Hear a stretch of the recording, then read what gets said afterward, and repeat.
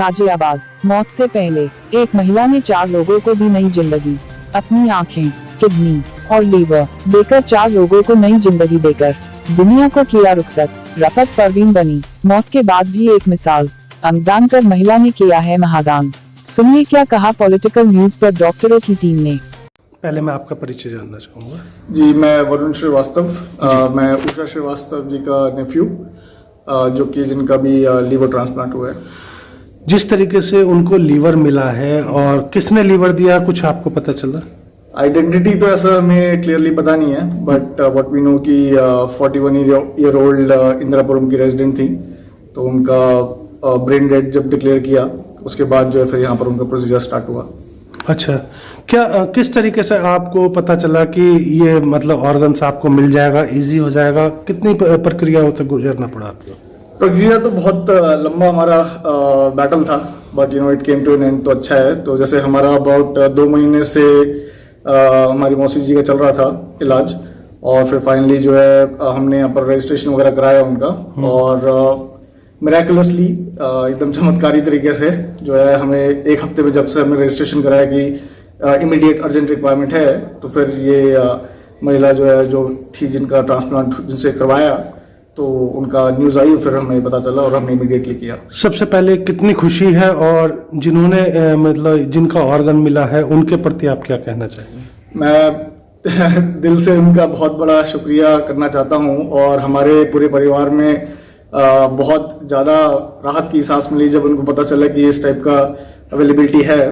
तो मैं हमारे तो पूरे परिवार की तरफ से बहुत ज़्यादा धन्यवाद करना चाहता हूँ महिला का, जिन्होंने जीवन दान दिया हमारी मौसी को, और आज उनकी वजह से जो है ये ट्रांसप्लांट सक्सेसफुल हुआ है। एंड यही कहना चाहूँगा कि हमारी पूरा फैमिली जो है बहुत थैंकफुल है उनकी फैमिली को। जी, आपका नाम? मेरा नाम सुमन प्रधान है।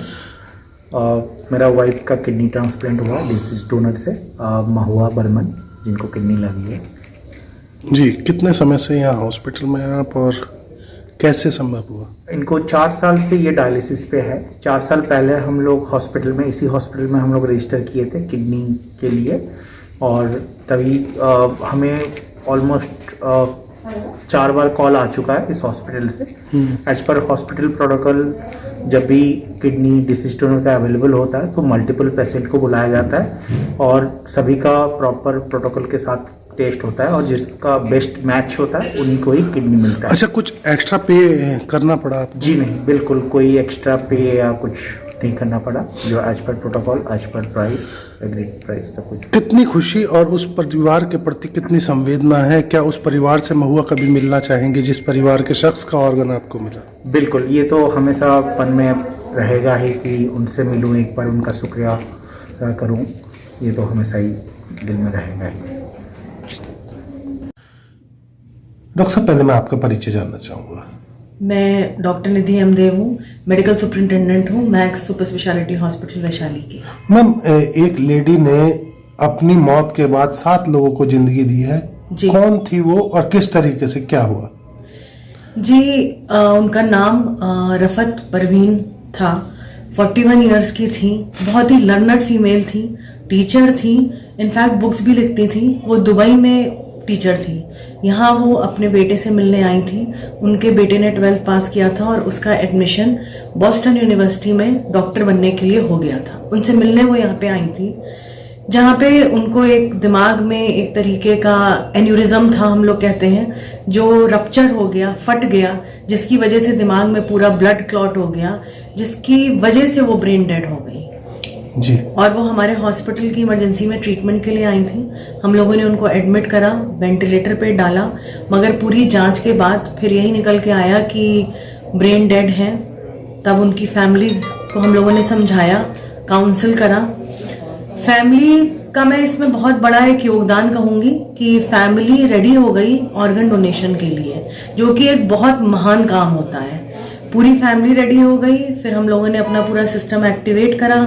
जो ब्रेन डेथ सेल कमेटी होती है उसको बिठाया, डॉक्टर्स ने अपने टेस्ट वगैरह करे, और वो फिट पाई गई ऑर्गन डोनेशन के लिए।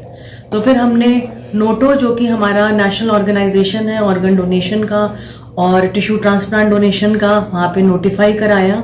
उन्हीं लोगों ने ये सारा डिसाइड करा कि कौन सा ऑर्गन कहाँ जाना है। जी। तो लिवर और एक किडनी उन्होंने मैक्स हॉस्पिटल वैशाली को दी, जो कि हमने यहाँ पे ट्रांसप्लांट करी दूसरे पेशेंट्स में। मैं कहना चाहूँगी कि ये मुस्लिम धर्म से थी, मगर ऑर्गन सारे हिंदू धर्म को गए हैं। मेरे कहने का मतलब है कि जिंदगी का और ऑर्गन्स का और खून का कोई धर्म नहीं होता। ये बात मैं यहाँ पे हाईलाइट करना चाहूँगी। दूसरा, हमारे यहाँ से फिर इनका जो हार्ट है वो मैक्स हॉस्पिटल साकेत को मिला। इनकी दूसरी किडनी आर्टेमिस हॉस्पिटल गुड़गांव को गई, और इनकी दोनों आंखें, मेरा मतलब है कॉर्निया, वो श्रॉफ आई सेंटर को गए। तो कितने लोगों को ये जिंदगी मिली उनकी मौत के बाद? देखिए, 4 लोगों को तो जिंदगी मिली और 2 लोगों को रोशनी मिली जिंदगी भर के लिए इनकी आंखों से। तो मैं तो ये कहूंगी कि इन्होंने 6 जिंदगियों को रोशन किया, और उन 6 जिंदगियों के साथ जुड़ी हुई जितनी जिंदगियां थी, हर परिवार के साथ 4 या 6 लोग तो जुड़े ही होते हैं, उन सबको भी रोशन किया। आप डॉक्टर हैं, आप सब कुछ देख रहे थे, कितना चैलेंज था आफ्टर डेथ ये सब करना?